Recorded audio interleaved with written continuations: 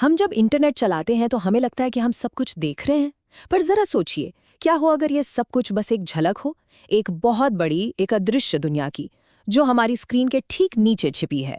चलो इसी ख्याल में थोड़ा और गहरे उतरते हैं।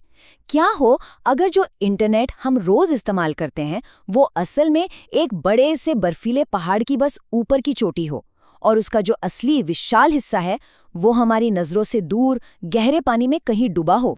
तो हमारी ये यात्रा शुरू होती है सरफेस वेब से। ये हमारी जानी पहचानी डिजिटल दुनिया है।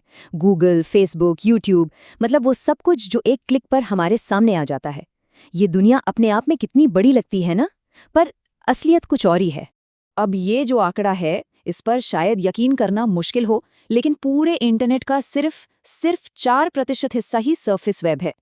हाँ, सही सुना, सिर्फ 4%।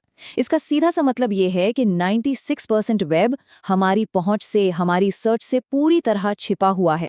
तो फिर चले सतह के नीचे एक डुबकी लगाते हैं और इस राज को पहली परत खोलते हैं। देखिए, इस विशाल 96% का जो सबसे बड़ा हिस्सा है ना, उसे कहते हैं डीप वेब। लेकिन देखिए, डीप वेब नाम सुन के जितना डरावना लगता है ना, असल में उतना है नहीं। ये तो बस इंटरनेट का वो हिस्सा है जिसे गूगल जैसे सर्च इंजन ढूंढ ही नहीं पाते, मतलब इंडेक्स नहीं कर पाते। ये कोई गैर कानूनी दुनिया बिल्कुल नहीं है, और इसे इस्तेमाल करने के लिए किसी खास सॉफ्टवेयर की भी जरूरत नहीं पड़ती। सच तो ये है कि हम सब हर रोज डीप वेब का इस्तेमाल करते हैं, और शायद हमें पता भी नहीं होता। सोचिए, हमारा ईमेल इनबॉक्स, ऑनलाइन बैंकिंग का पोर्टल, या फिर ऑफिस का जो प्राइवेट नेटवर्क होता है, ये सब का सब डीप वेब का ही तो हिस्सा है। इसे बनाया ही गया है हमारी प्राइवेसी और डेटा को सुरक्षित रखने के लिए। लेकिन इसी बहुत बड़े डीप वेब की गहराइयों में एक छोटा सा अंधेरा और जानबूझकर छिपाया गया कोना भी है। एक ऐसी जगह जिसे हम डार्क वेब के नाम से जानते हैं। अब यहाँ एक बात समझना बहुत जरूरी है। डीप वेब और डार्क वेब, ये दोनों एक ही चीज नहीं है, बिल्कुल नहीं। डीप वेब तो बस वो कंटेंट है जो सर्च में नहीं मिलता, लेकिन डार्क वेब उसे जानबूझकर छिपाया गया है, पूरी तरह से गुमनाम रहने के लिए, और वहां तक पहुंचने के लिए टॉर जैसे खास सॉफ्टवेयर की जरूरत पड़ती है। तो इस अंधेरी दुनिया को जरा और करीब से समझने के लिए एक बहुत ही मशहूर केस फाइल खोलते हैं। ये एक ऐसी कहानी है जो हमें दिखाएगी कि कैसे इन परछाइयों में होने वाले काम का असर हमारी असली दुनिया पर कितना कितना गहरा पड़ सकता है।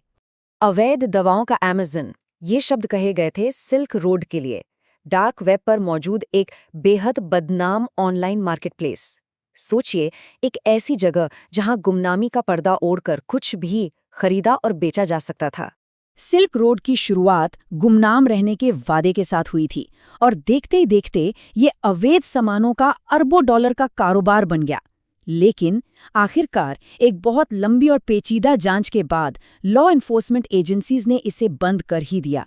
ये एक तरह की चेतावनी थी कि डिजिटल अंधेरे में भी कोई हमेशा के लिए नहीं छिप सकता।